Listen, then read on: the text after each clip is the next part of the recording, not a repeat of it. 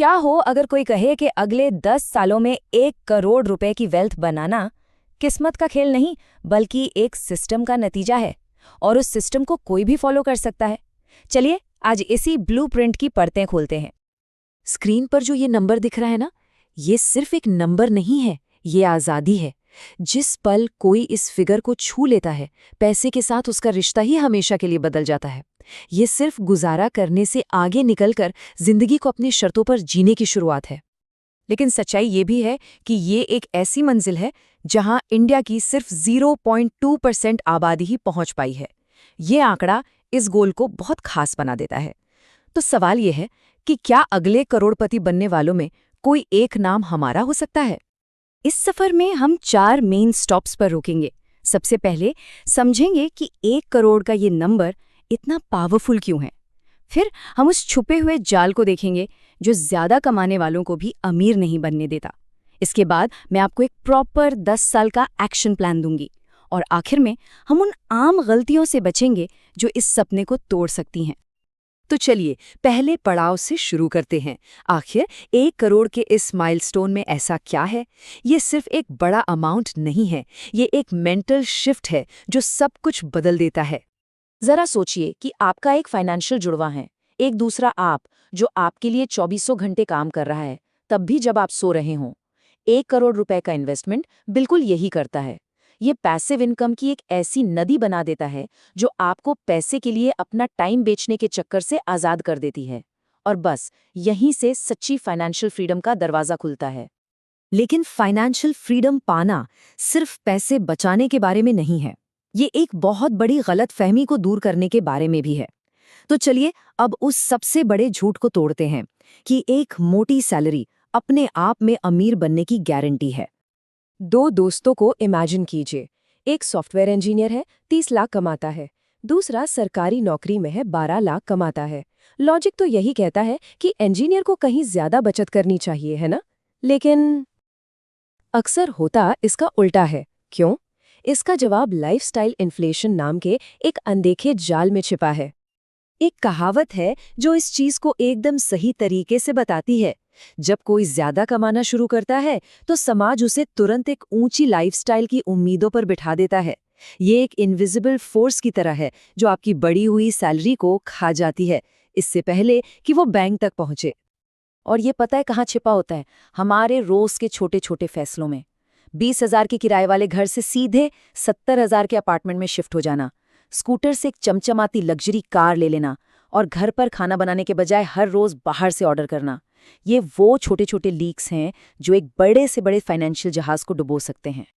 पर अच्छी खबर यह है कि लाइफस्टाइल इन्फ्लेशन के इस जाल से निकलने का एक रास्ता है और ये रास्ता है एक सिस्टम बनाने का। तो चलिए अब प्रॉब्लम से सोल्यूशन की तरफ बढ़ते हैं और उस ब्लूप्रिंट को देखते हैं जो किसी को भी इस गोल तक पहुंचने में मदद कर सकता है। इस 10 साल के प्लान को हकीकत में बदलने के लिए एक स्टार्टिंग पॉइंट है और वो है टैक्स देने के बाद कम से कम 12 लाख रुपए की सालाना इनकम। ये वो नींव है जिस पर हम वेल्थ बनाने की ये पूरी इमारत खड़ी करेंगे।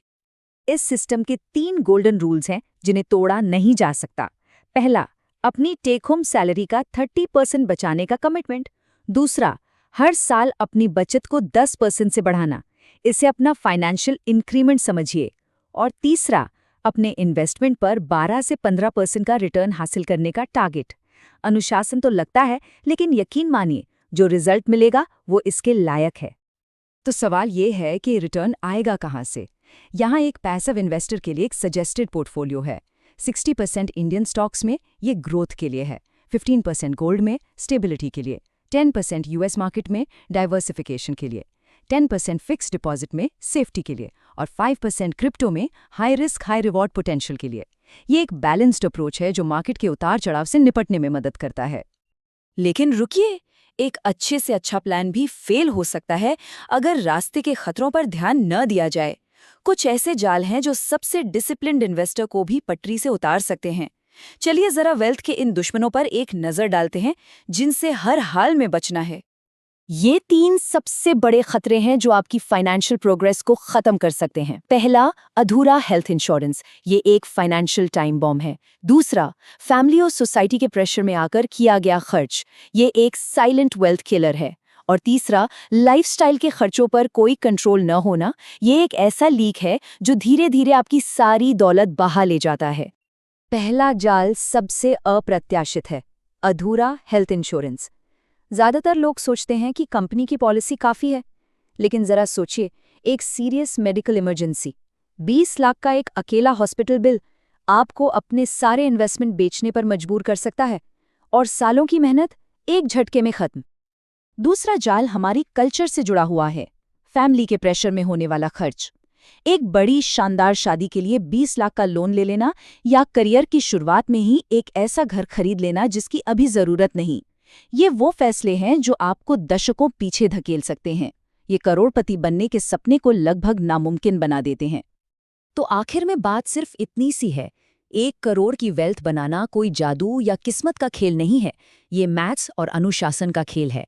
ये एक प्रूवन सिस्टम को अपनाने और उस पर टिके रहने के बारे में है, चाहे कुछ भी हो जाए। अब ब्लूप्रिंट तो सामने है। ज्ञान बहुत पावरफुल होता है, लेकिन तभी जब उस पे एक्शन लिया जाए। तो चुनाव बिल्कुल साफ है। क्या सिर्फ जानकारी जमा करनी है, या उस जानकारी का इस्तेमाल करके अपनी फाइनेंशियल कहानी खुद लिखनी है? एक सपने देखने वाला बनना है, या फिर उसे हकीकत में बदलने वाला?